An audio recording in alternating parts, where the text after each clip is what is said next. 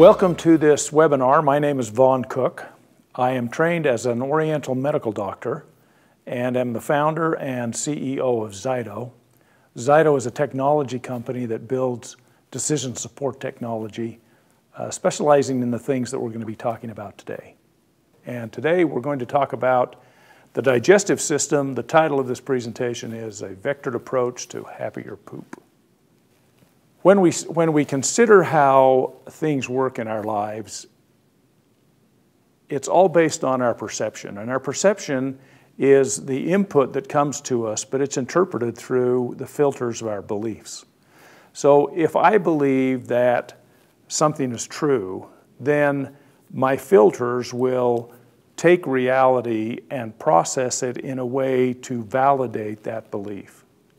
And that perception, it's called subjective consciousness because it's subjective to what I already believe. To the point that our beliefs are informed, we then have a valid perception, a perception of things really as they are, as opposed to how we just believe they are.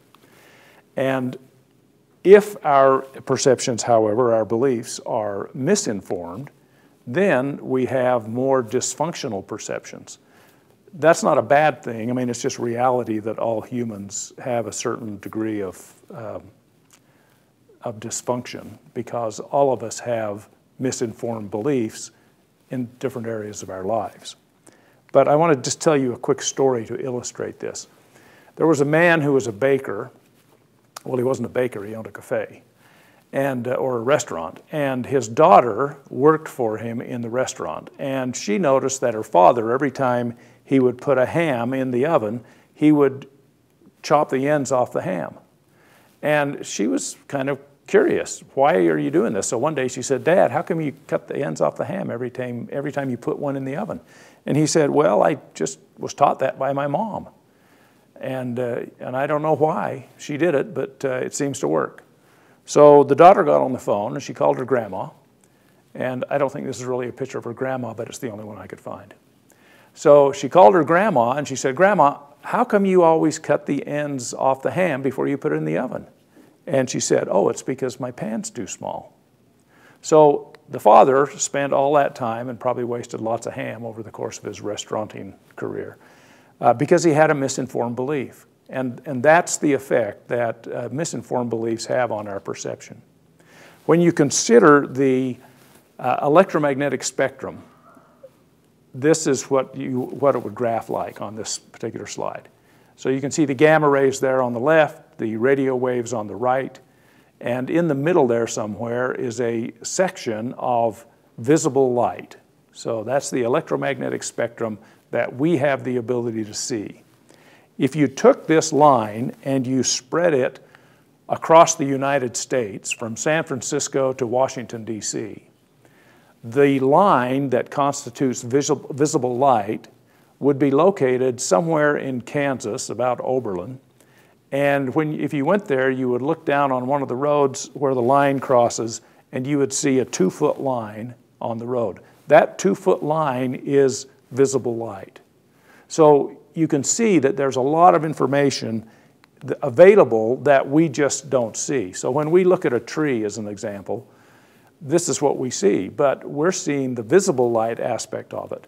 If we could take the 2-foot line and even expand it by 2 feet, we would see all kinds of things on that tree, and we would perceive all kinds of information that we are blind to.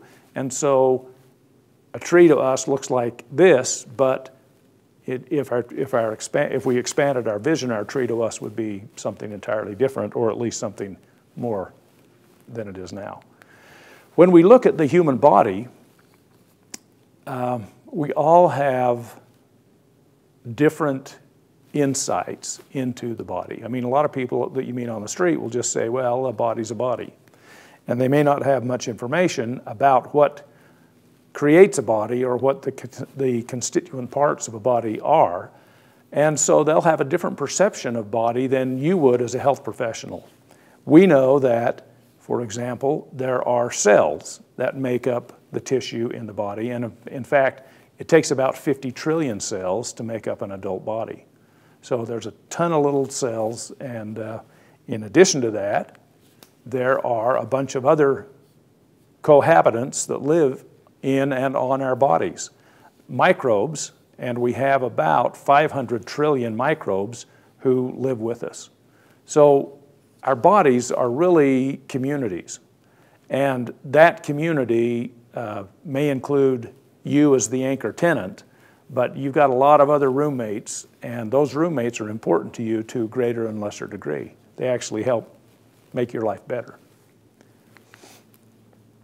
It's important then for us to look at the body from multiple perspectives. It enriches our perception, and it informs our beliefs in a way that allows us to provide better service to our clients and our patients. The three areas that I want to talk about, the three perspectives that we want to talk about, is function, energy, and emotion. And these three perspectives create what we call the Triad of Health.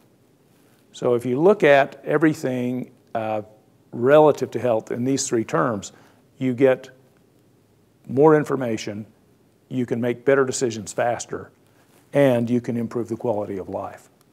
Function has to do with how things work. That's kind of obvious by the word itself. It's not so much what each part is, but how do these parts fit together?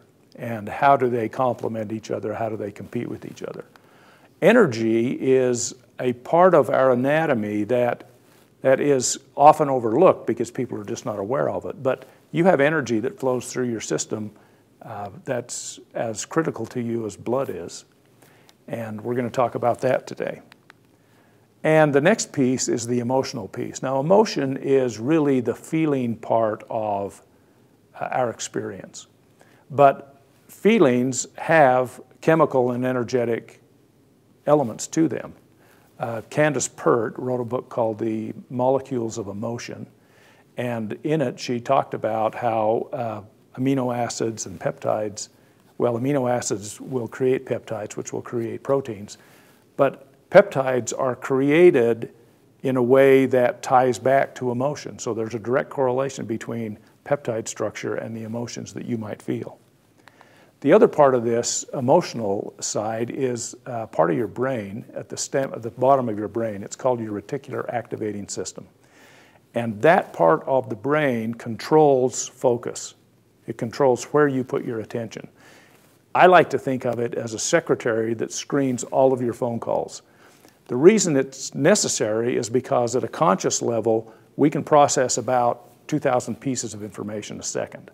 But our body processes over 400 million pieces of information in every second. So consciously, I'm aware of 2 million. Subconsciously, I'm doing 400 million. And so I need this secretary to screen all of this low-level information that's being processed so that it doesn't overwhelm my conscious mind. Well, there are times when my subconscious experience or my autonomic experience needs to be communicated to my conscious mind. An example of that would be if I'm going to throw up.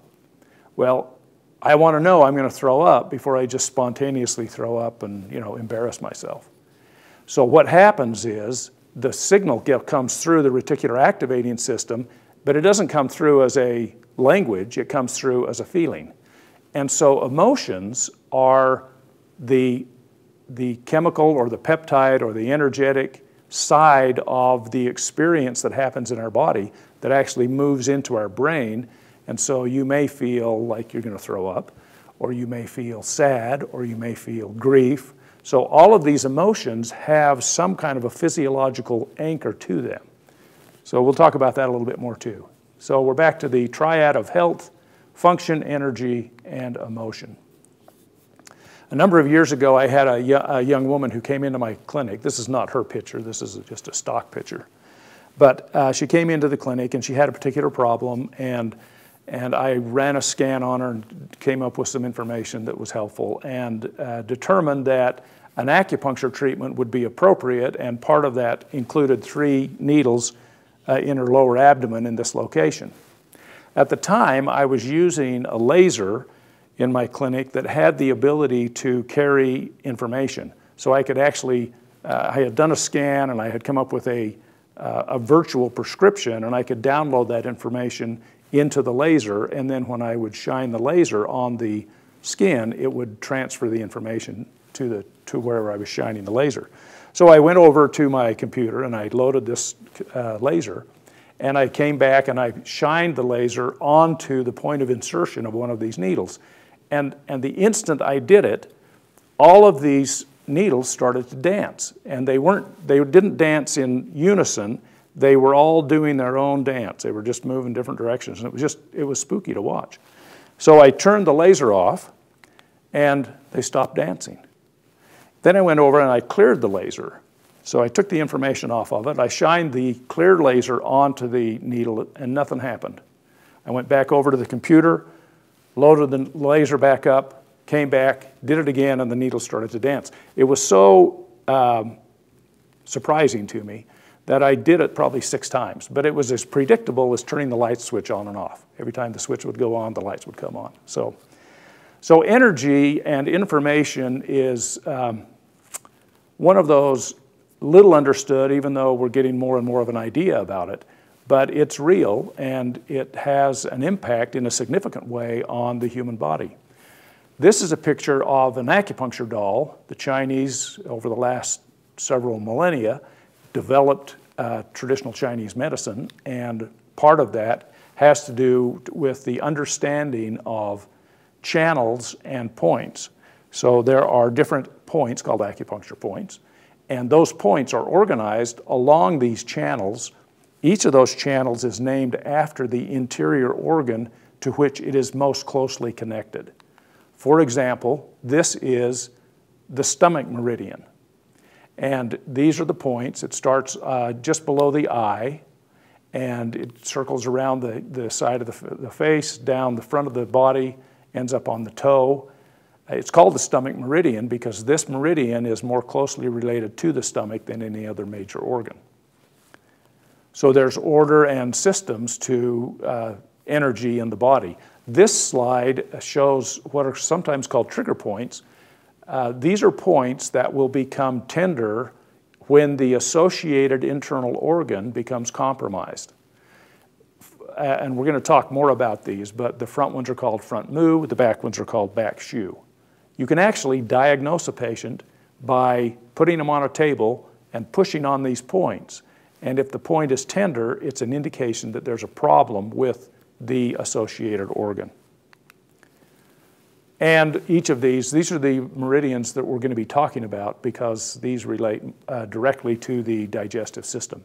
And these are the front mu and the back shu points that are associated with those meridians. So this is the digestive system, and we can see that the different meridians tie into those different aspects of the body. There's another little understood aspect of this whole energy system, and that is the connection between the mouth and the rest of the body. Some research was done in Europe in the last century, and the doctors who did that research discovered that teeth have specific connections to specific meridians. So you can see here in this slide that the stomach and the spleen meridian is where the pancreas is, so that's why it's there. But the teeth that are in the squares, those teeth are more closely connected to those meridians. When you look at the lung and the large intestine meridians, these are the teeth that are related. The liver and the gallbladder meridian are associated with these teeth. And now I say teeth, I really should say odonton. An odonton is the tooth and its surrounding environment. So you may have a patient who has a problem with a particular tooth. Let's say that somebody comes in and they're having, let's go to the next slide. Let's say they're having problems with their third molar or with their small intestine. And you ask them about their third molar and they say, oh, I had those extracted when I was 12 years old, so I don't even have any third molars. Well, they still have the odonton because the odonton is the environment where that tooth was. So it's possible that there's some involvement in the odontal space of the third molar that's relating to or affecting the small intestine in some way. Now, it's important that we're aware of this energetic connection in the mouth because we do a lot of things with our mouth. And one of those things we do is we go to the dentist when we have dental problems, and sometimes we get metal fillings. You may put a mercury filling in your mouth. Well, the fact that it's on a particular meridian line means that you're now creating a burden for the energy flow through that meridian. This is just some other examples. You know, we've got the implants that happen, we've got root canals that happen. All of those things create burden on the body's energy system. And the challenge with dentistry isn't that it's bad, because it's not. The challenge with dentistry is there's no good solution. In other words, if I have a dental problem, the solution to that problem is a compromise in some way. Obviously, the best solution is never get a cavity, never have any dental problems, and, you know, die with all your teeth in your mouth. But that just isn't reality. It's not what happens to us as humans. So we go in for dental intervention, and it's not a matter of saying, well, what's the best solution? Because there is no best. Well, let me put it another way. What's the least worst solution? Because every one of these solutions is a compromise. But which one compromises me the least? So it's important to be aware of that and to look at teeth as part of this whole vectoring process. The Chinese have a concept that's illustrated in this slide, and the concept is how qi is created. Now, qi is the energy that animates your body. And the theory is that we take in air and we take in food, and we really take the energy of the air and the energy of the food, and it goes into our body and it gets mixed with a qi that is genetic. It's called Jing Chi, and it resides in the kidneys. And when you're born, you have a certain quantity of Jing Chi. And when you have expired, or when you've used up all of that Jing Chi, that's when you die. So probably if you die of old age. If you die of an accident, maybe you've still got some Jing Chi left. But the point is that it takes food, air, and Jing Chi, and that all mixes together, and that's what creates the Qi that animates our body. Today, we don't, from a Western perspective, we don't see the body in the same way. We do generally, but we don't specifically. It's because we have better tools than the Chinese did 5,000 years ago, and we can see things that go on in the body that they were not aware of. And so we don't look at Jing Chi, for example, and these other things. We look at the oxygen, we look at the glucose, the amino acids, we look at the minerals, the vitamins, we look at the catalyzing factor, the enzymes, the hormones. All of these things then go into the cell and create energy, but we call it ATP. It's not Qi, it's ATP. So it's interesting that the concept that's ancient is really defined just in different terms, but it's the same concept. But the whole idea behind health is to get the fuel into the cell and then haul the garbage out. Every cell is a hydroelectric plant. You know, it requires oxygen, it requires fuel, it requires water, and it creates energy. It creates ATP. And so this is what the digestive system does. It gets the fuel in, and it helps get the garbage out. So we're back to the digestive system. The digestive system is actually the area of your body that is most exposed to the outside environment. Now, this may be surprising to you because you might look at your skin and say, well, it's obvious that my skin is more exposed to the environment than the inside of me is.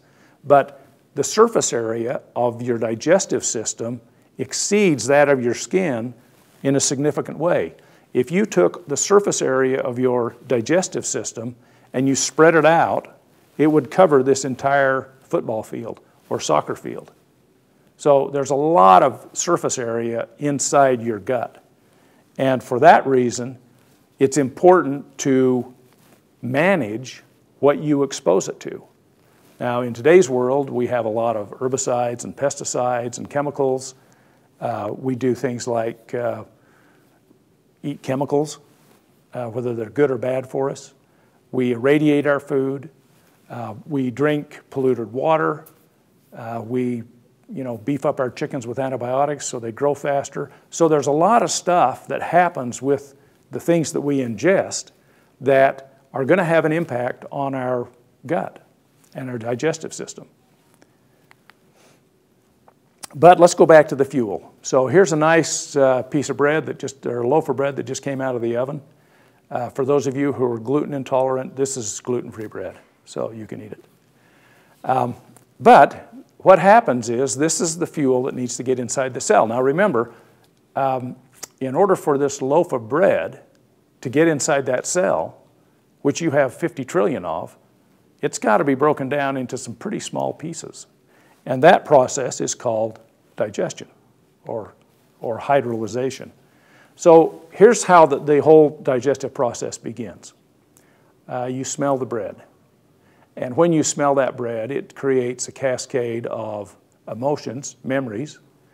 For example, this girl may have memories of baking with her grandmother, or she may have worked in a bakery, and when she smells this bread, it reminds her of her time when she was working in the bakery.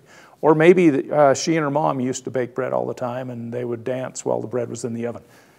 Basically, it creates this Pavlovian response, and that response will have an impact on the entire triad of health. It will affect function, it will affect emotion, it'll affect energy, just from the smell. So she takes a bite of the food, and she starts to chew it up, and that's one of the reasons you want healthy teeth, so you can chew your food better.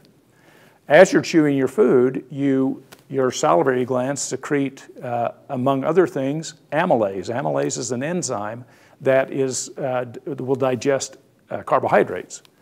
And this slide on the lower right there shows you how enzymes work. It's just an illustration. An enzyme is designed to break apart a particular molecule. So amylase is designed as a key that fits into the lock of carbohydrates, and it splits the carbohydrate apart into smaller pieces, and you can see that illustrated in that diagram. Well, you swallow it then, it goes down into your stomach. In your stomach, you have, first of all, a low pH, so it's very acid. And I put the battery in this picture because a car battery has a pH of about 1. Your stomach has a pH of 1.5 to 3. So your stomach is almost as acidic as battery acid. The reason that it's acidic is because you swallow a lot of microbes. Even though you might clean your food and take good care of what you eat, you're still going to swallow a lot of bugs and a lot of living things. And that acid will kill those things so you don't get them further down into your digestive tract. You also have a protein, digestive enzyme that is secreted by the stomach. It's called pepsin. And pepsin will start to break down the proteins. Now, proteins will stay in your stomach for varying lengths of time depending on how long it takes the pepsin to do its job. So some types of food, some types of protein, like kinds of beef or chicken or fish, they all will stay in your stomach different lengths of time while pepsin does its work. Also in your stomach, in the upper part of your stomach, which is called the fundus, you will secrete a hormone called ghrelin. Ghrelin is a hormone that tells your brain you're hungry. So when you start to feel hungry, that's the message of ghrelin getting through to your conscious mind. At the top of your stomach, you have a valve that opens and closes. You swallow, it opens and lets the food in. When it gets the food inside, it closes up. The reason it closes up is because as your stomach is churning the food and mixing it around through a process called peristalsis, you don't want the acid in your stomach to regurgitate into your esophagus. If you get that, it's called GERD or reflux, and the acid in your stomach will actually eat holes in your esophagus. So this sphincter, which is called the lower esophageal sphincter, stays closed when the acidic content of the stomach increases. So the more acidic your stomach becomes, that's what stimulates the sphincter to close. If you have GERD or you have reflux, you know how painful that is. And so one of the common solutions is to take an antacid. So you'll take a drug that'll go into your stomach and it'll raise the pH in your stomach. Well, when that happens, your stomach loses its ability to digest protein to some degree, and your sphincter muscle, this lower esophageal sphincter, is not stimulated to stay closed, and so it's more likely to be open, and you're more likely to continue to regurgitate acid into your esophagus. You also have another sphincter muscle at the bottom of your stomach. It's called the pyloric sphincter. And as your food is digested in your stomach, it turns into what's called chyme. And the pyloric sphincter will then open periodically and a little bit of this chyme into the next part of your digestive tract, which is called the duodenum. Now, or the duodenum.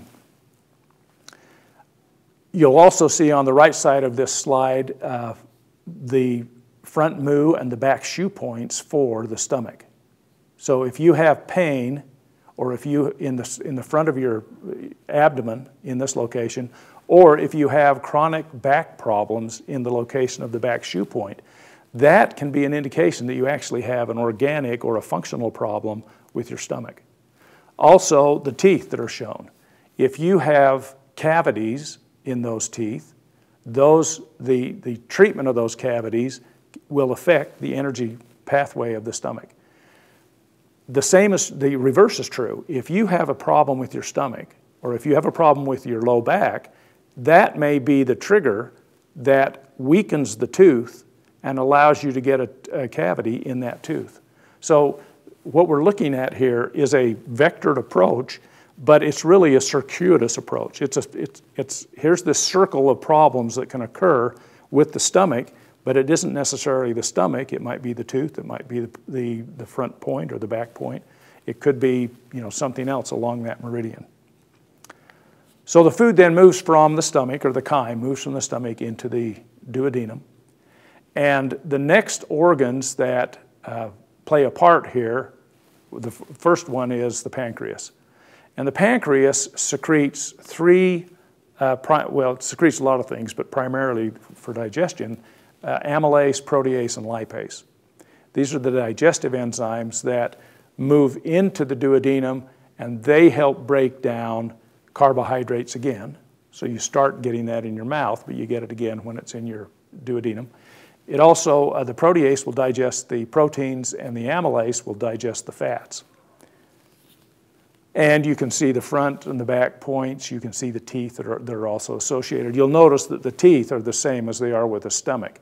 The reason is because all meridians have a pair, and the stomach meridian is paired with the spleen meridian or the pancreas. So they're on the same, they're sister channels basically.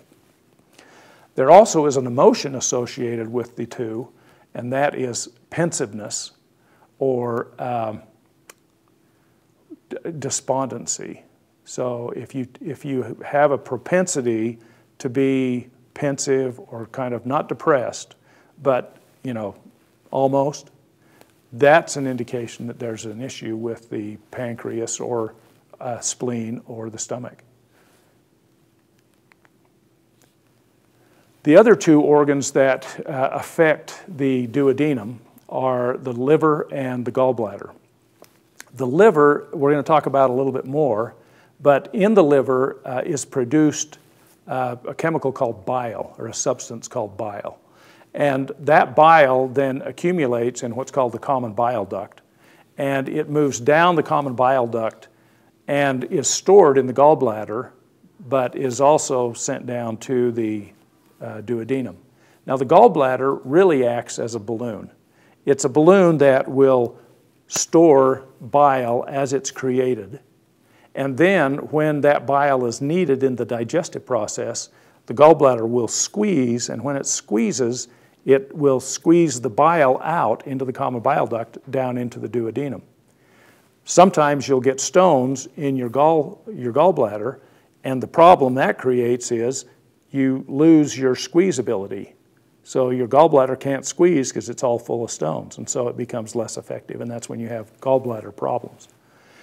But the bile is used to emulsify the fat. It actually does two things. It has a high pH, so it's a base, and the chyme, when it comes out of the stomach, is acidic. Well, you don't want that acid to move further down into your digestive system, so the bile will then mix with the chyme and it raises the pH, so it becomes less acidic. That's the first thing it does. The other thing it does is it emulsifies the fat. So you've got lipase, that's the enzyme that's going to digest the fat, and assume that a fat molecule comes down or a fat globule comes out of the stomach, and it's big. Now I say big, it's relatively big. Well, the bile is kind of like you might have done the dishes, and you get a little bit of grease that floats on the top of the water in the dish pan, and you take a little soap and you drop the soap in, and the fat goes and it just disperses. Well, the soap is an emulsifier, and it breaks that fat into smaller pieces. That's what bile does, the same thing. So the bile mixes into the chyme, and it emulsifies the fat. When it does that, it creates a greater surface area, and the lipase is then able to attach to those smaller fat molecules and do a better job of digesting them. So that's the other thing that happens. The emotion that's associated with the organ is anger. So if you are perpetually angry, you may have a liver issue. The emotion associated with the gallbladder is frustration. So being frustrated all the time is not healthy for your gallbladder, and vice versa. And you can see on this slide the liver and the gallbladder front and back points, and you can see the teeth that are associated with them. Now, the reason I put everything on this one slide is because the liver and the gallbladder meridians are paired. So they are the sister meridians. Food then moves on down from the duodenum further down into the small intestine. Now, the duodenum is part of the small intestine. It's the upper part. And you can see that on the left side of this slide. There are three sections to the small intestine: duodenum, jejunum, and the ileum. The pH inside the small intestine will be somewhere between 6 and 7. 7 is neutral, so that's neither acid nor base. And the small intestine is really where you have the most surface area, because in the lower left section of this slide, you'll see a picture or an illustration of what's called the villi. The villi are little fingers that stick out from the inner wall of the small intestine, and as the chyme, and it continues to get digested by these enzymes and broken down, and as that food gets broken down to small enough pieces, then it's absorbed through the villi. Now, these villi, and you can't see them on this slide, but they actually have on them what's called microvilli. So they have littler fingers. And as the food then is broken down small enough that it can actually be used by the cell, it's then absorbed through the villi and the microvilli, and it moves into the bloodstream and into the lymphatic system and is carried away into the cells. Sometimes we will damage our small intestine. If, for example, you are gluten intolerant and you eat gluten, you will damage the villi and the microvilli in your gut. And if you persist, then what happens is you actually create larger holes in your gut. It's called leaky gut syndrome. What happens is the gut loses its ability to screen the stuff that it shouldn't be absorbing, and it starts to absorb larger proteins into the bloodstream, and it creates a whole cascade of autoimmune types, problems. So having a healthy gut and having healthy villi and microvilli is it's a significant step to having a good quality of life. You want to pay attention to that. The emotion that's associated with the small intestine is joy. You might say, well, wait a minute, joy is a good emotion, so what does that mean? How can joy damage my small intestine? Emotions are designed to be experienced, but not all the time. You don't want to be joyful all the time. You don't want to be sad all the time. You don't want to be guilty all the time. But there are times when it's appropriate to be any of those. And joy, an excess amount of joy, will have a negative impact on the small intestine. A disease in the small intestine may cause you to have this sense of joy that's abnormal. You can see the front and the back points. You can also see that the third molar and the retromolar space, that's the area, those are the odontons that relate to the small intestine. The retromolar space is the space behind the third molar. In the small intestine, there's a transition point at the very end, at the ileum, and you can see that in the lower left portion of this slide. It's called the Ileocecal Valve. It's a valve that is designed to allow food or waste material to move from your small intestine into the large intestine, but not move back. The reason that you don't want it to move back is because your large intestine is much more contaminated than your small intestine, and you don't want the contamination to move back into your small intestine. The location of that ileocecal valve is about halfway between the navel and the iliac crest. So if you just measure in between there, that's if you're checking somebody for appendicitis, that's usually where you push and you release and to see if it hurts. It's called the McBurney's point too sometimes. And it's located there. You can see it on the slide on the small intestine. I mean the large intestine, where the location is.